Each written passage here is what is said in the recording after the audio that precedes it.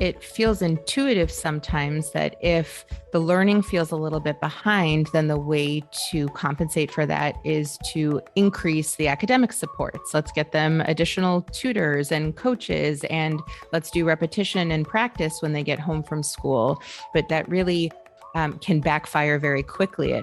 We know parents are very worried about their children falling behind academically due to the disruptions and challenges of the pandemic. We will take a real and honest look at why these concerns are valid and what we can do to help our kids get back on track so learning is once again viable. Welcome. I'm Amy O, the founder and executive director of CATCH, Community Action Together for Children's Health, based in Chicago's northern suburbs. And I'm Dr. Lisa. I'm a licensed clinical psychologist, and as a CATCH board member, I am the liaison between CATCH and the mental health providers in our community. Together, we are the hosts of Parenting the Mental Health Generation, a place where we discuss the topics that concern us as loved ones of young people struggling with their mental health. Today, we're speaking with Becky Parkinson, who's a licensed social worker currently working at St. Andrew's School in Chicago after spending 9 years in the Northbrook public schools as a teacher and a social worker. So put in your earbuds, take this half an hour for you, and join our conversation with Becky. Thank you so much for joining us today, Becky. I know we're talking about a very popular subject, academic regression and learning loss and what that means for our kids. And we're really excited to have somebody with boots on the ground sharing your thoughts and your observations with us.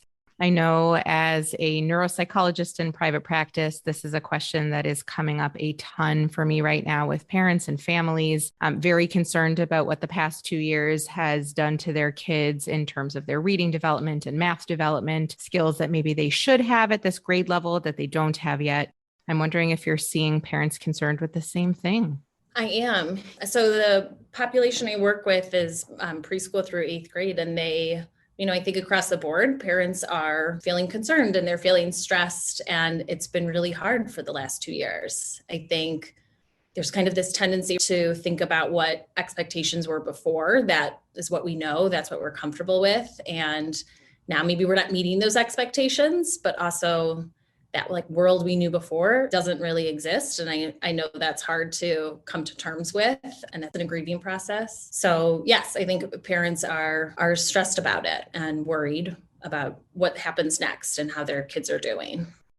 The tricky part about that is even when we can get to a point where we say, okay, the expectations we had 2 years ago maybe don't hold anymore, it's hard to figure out what are the new expectations that we should have and how much should we be focusing on academics and how much does that not really matter right now anymore. And it's hard to find a new ground to stand on there. And I see that a lot, working in a school, also with teachers and administrators too. I think we're kind of all in it together, that we're all trying to figure out what are those new expectations. And I think everyone's just trying to take it a day at a time and celebrate the successes and the learning that is happening as we try to figure out kind of what this new normal is and what the new goals and expectations are for students.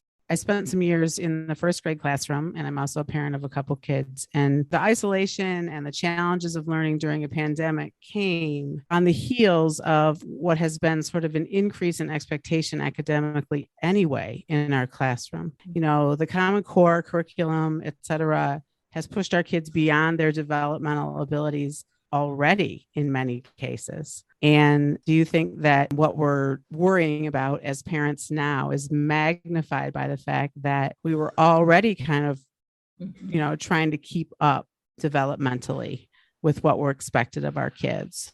Does that make sense? Yeah, I think it does. And I think, and this is coming from someone that is not a parent yet, parenting is hard and scary. And I think, you're always kind of stressed and trying to figure out what is the new initiative or what's the new approach or where do we go next? Or what my kid is supposed to be doing this week, next month, today. There's been so much focus on it. Whereas when my kids were in school 20 years ago in elementary school, we just didn't have those expectations academically. That Common Core push wasn't there.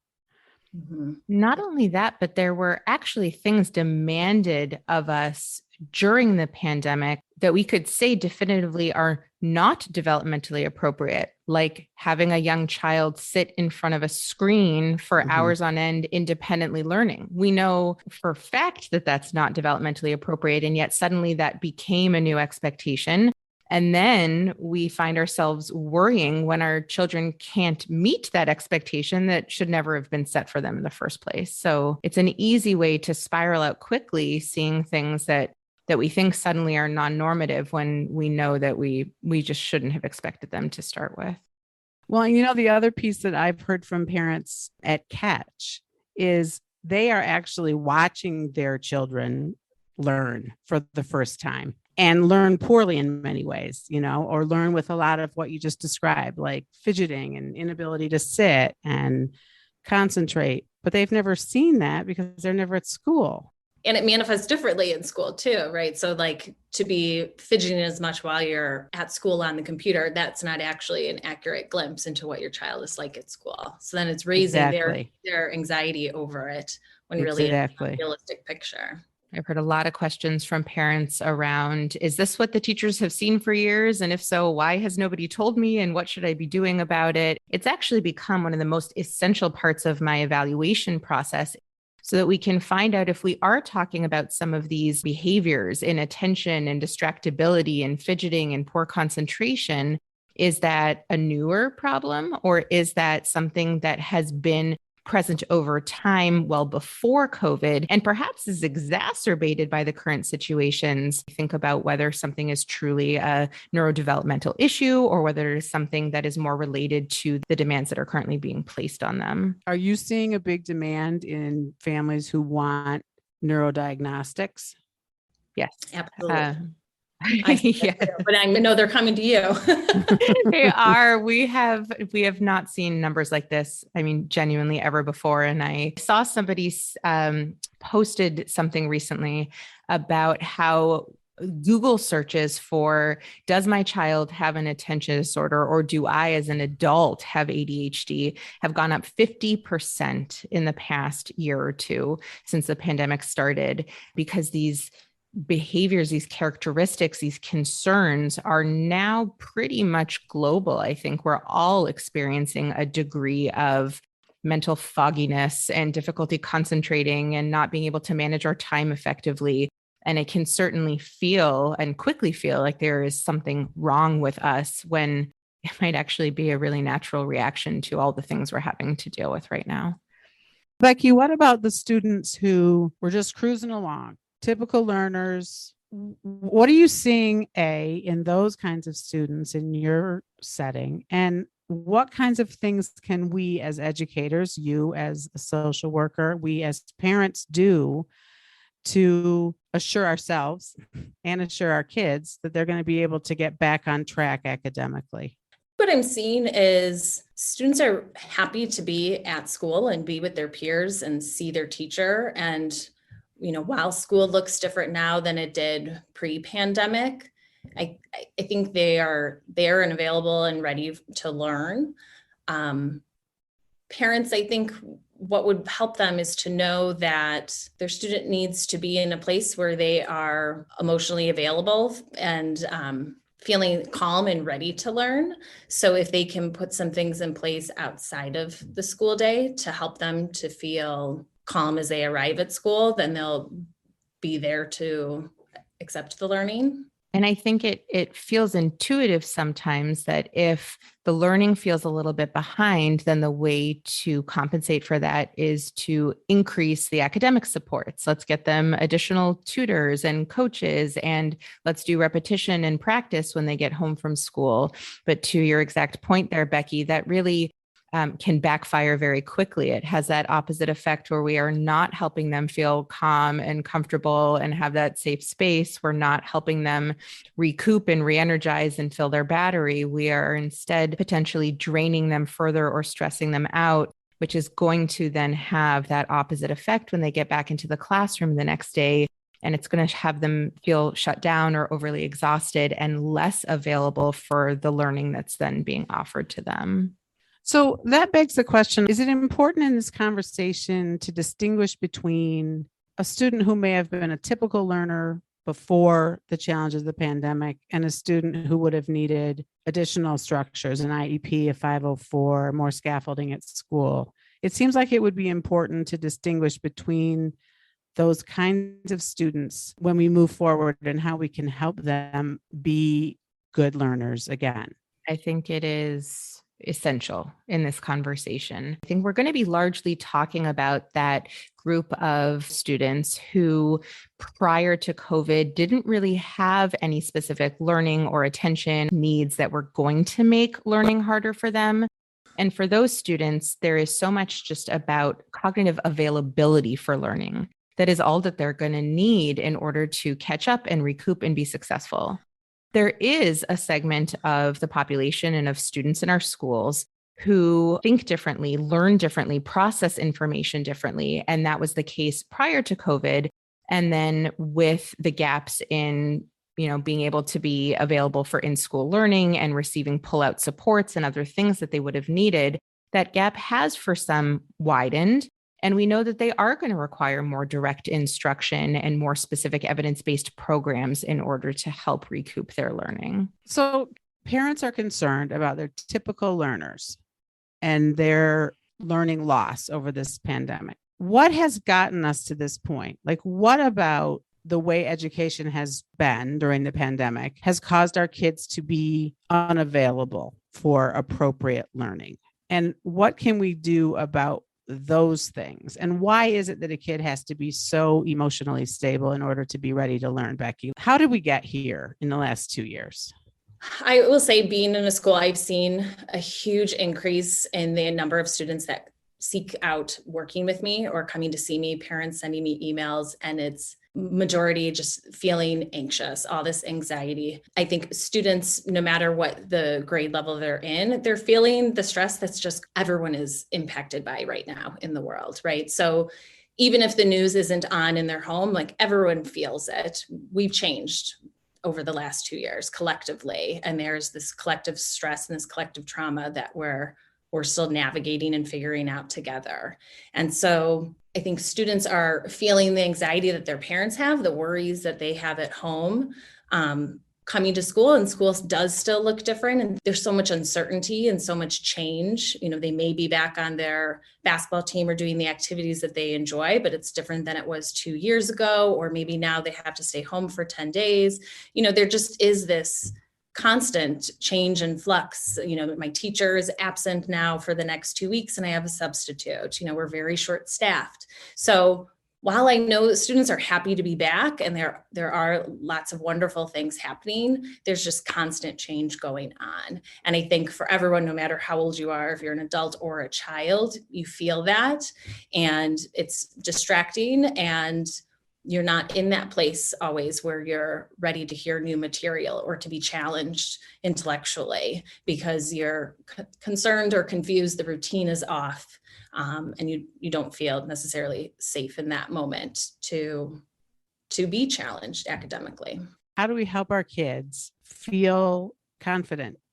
How do we help them act resiliently, come to school in a place where learning can be number one again, instead of, I have a stomach ache, I can't sit here anymore, this is scary, I can't see your face, all the things that you're describing? What can we as parents do starting now and over the course of tomorrows to come to help our kids? I mean, it is scary. It's scary for me too, get back to a place of feeling like it's okay. Yeah. We talked right at the beginning about this idea of shifting our expectations. And I think that's a huge piece for helping our kids be available for learning too. Even when we are shifting our expectations, I don't think we always remember to pass that message along to them when maybe they're the ones that need to hear it the most. And so the idea of emphasizing effort over outcome and saying to them, I don't care what grade you get on the test or what your GPA is or how many AP classes you're signing up for next year. I want you to try hard and do your best and find things you love to do as well, and make sure you're balancing what we're talking about at school with what we're talking about out of school, all the things that we are starting to hopefully move to shift, we need to tell them that too and really give them the okay. I'm not just saying this, I actually mean it. I think the biggest thing is modeling for your child how you're navigating it. Taking those moments, as hard as it is, kids need us to be strong, but they also need us to be soft. And I think to be vulnerable and share those moments where maybe you're feeling frustrated and give it a name and acknowledge it, and then show what you're doing to kind of cope and manage that.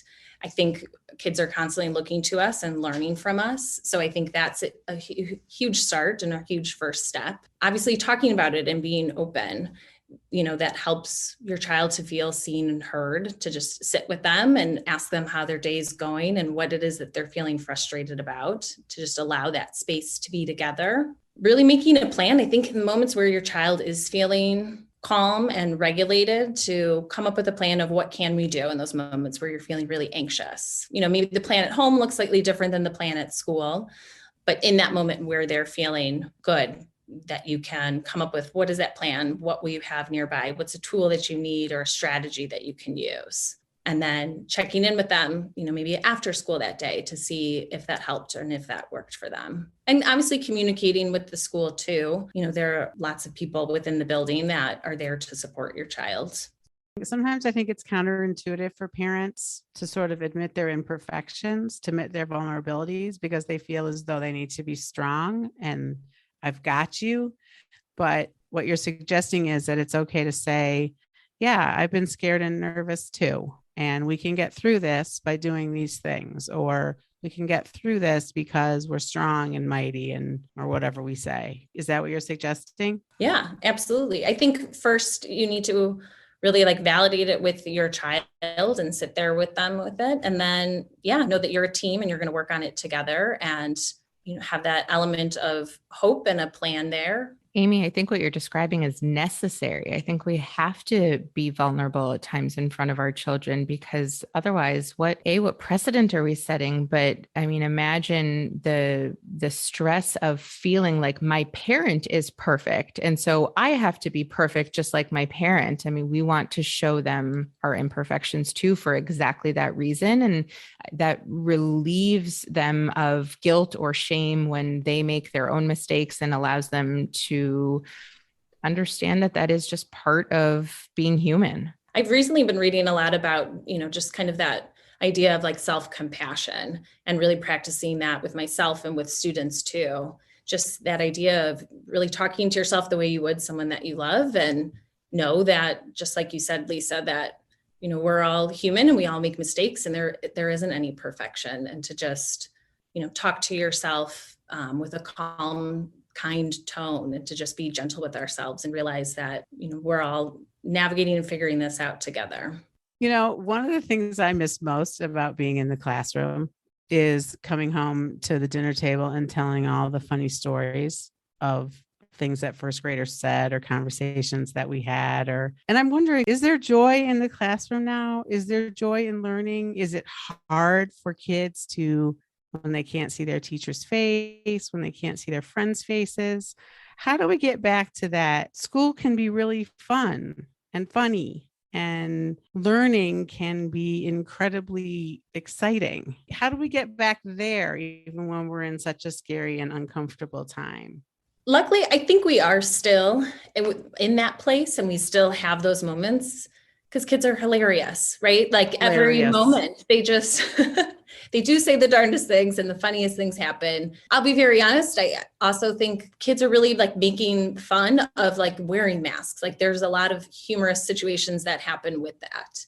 They're sneezing, and then they need a new mask, and I can't actually tell. I didn't know that was you because I didn't recognize you.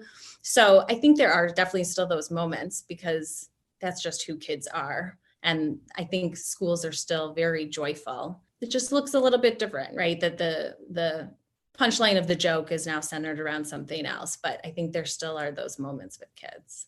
I'm glad to hear that. I was just talking to a school administrator who was talking to a parent who was concerned that their child was potentially sitting alone at the lunchroom. And the school administrator just had to laugh and say, all the kids are sitting alone at the lunchroom. They are literally 6 feet apart from each other in these wide, ridiculous tables, and nobody has a friend. Like you're not allowed to have a friend sitting next to you while you eat anymore.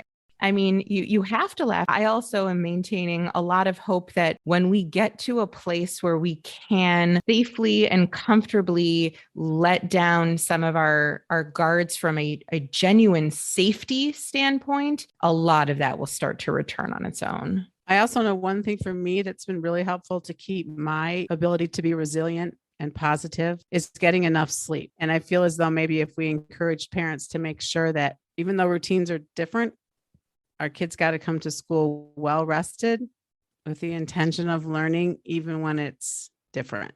Silver linings of challenge of over the last couple years. Can we spend a minute or two sharing what is hopeful and what our parents and kids might carry forward from this, even though it might be muddled right now? Yeah, I think of, over the last 2 years, I've definitely found some silver linings in it and seen opportunities where students that maybe wouldn't have connected with each other actually did. They were more comfortable in the virtual format when they had that option. I definitely saw students explore like passions and interests that maybe they didn't have the time to dedicate to before, whether it was with their family when they were at home doing some remote learning, or if it was just with the classroom, having to really show creativity to do lessons in a different format due to remote learning. I also think a huge silver lining is just that there's less stigma around talking about mental health. And, I see the great work you're doing with Catch. And I think collectively people are more open to talking about it because we're all going through it together. And that has been huge and has led to more empathy, more understanding. I'm hopeful people are giving each other more grace. So I think that's a huge silver lining as well. And I think the other one that I would add is what I'm starting to see is a shift and such a necessary one in what we are emphasizing as being most important for our kids. And, no doubt we are raising children in high pressure, high achieving communities with very competitive schools. And there has been just this drive for, quote, success for so long that continues to perpetuate. And I think we're redefining success. And I have heard parents say to me, I never would have thought these types of words are coming out of my mouth, but I don't care what their grades are. I saw them laugh with their friends today, or I don't care exactly which, courses they sign up for next year. My kid got to school this morning without having a meltdown. And we are just starting to move the needle a little bit, I think, in understanding that there is so much more to raising these successful children than what it looks like from an academic standpoint. I like ending on that note. I like challenging us all to think about how we can come out the other side of this and help our kids understand that, academics is important and learning is important, but what's really most important is getting through to the other side whole and confident and ready to go. And I think we've gotten some good tips here today about how we as parents and educators in the community can help our kids do that. So thank you, Becky and Lisa, for this conversation. Okay, Becky, following in the footsteps of some of the other podcasters we listen to, like Brené Brown, we like to catch up with our guests by asking, what do you do to calm yourself when feeling escalated? I go for a drive in complete silence. No music blasting? Silence. No, that's when I'm getting pumped up and feeling good about something. But when I just need to relax, it's no music. What is the one message, Becky, you want everyone to know about mental health? I think I'm going to answer this thinking through the lens of like being at a school. And, I started as a classroom teacher and then made the switch to social work and seeing the social emotional learning, the SEL lessons that are happening in schools. I remember when that really first started taking off, there was that feeling of it's just another thing on the plate. And I've really learned now by being in this social work world that it actually is the plate. And so that's just kind of how I look at mental health in general, that to me, it's the plate, it's the foundation, and we need to dedicate some time to taking care of it. No, I love that so much. I Becky. do too. I was fist bumping here and nobody could see it. Becky, thank you so much for your time and your ongoing commitment to our community's mental health. We so appreciate having you here. Thank you both. And thank you for everything you do. We at Catch are all parents, and we too worry about the academic hits our children have taken as a result of the pandemic and its required pivots and ongoing challenges. We hope this discussion helped you to understand where we are collectively and what we can do to help our kids find their emotional footing so that learning and joy at school is once again viable. Rebuilding our kids' emotional foundation is absolutely the first step to helping them catch up academically. We need them to feel calm and comfortable and confident.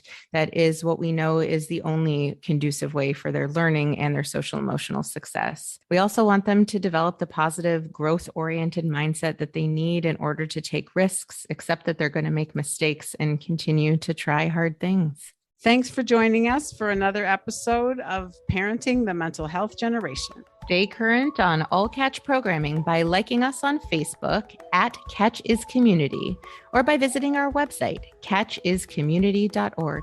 If you don't have your mental health, you don't have anything.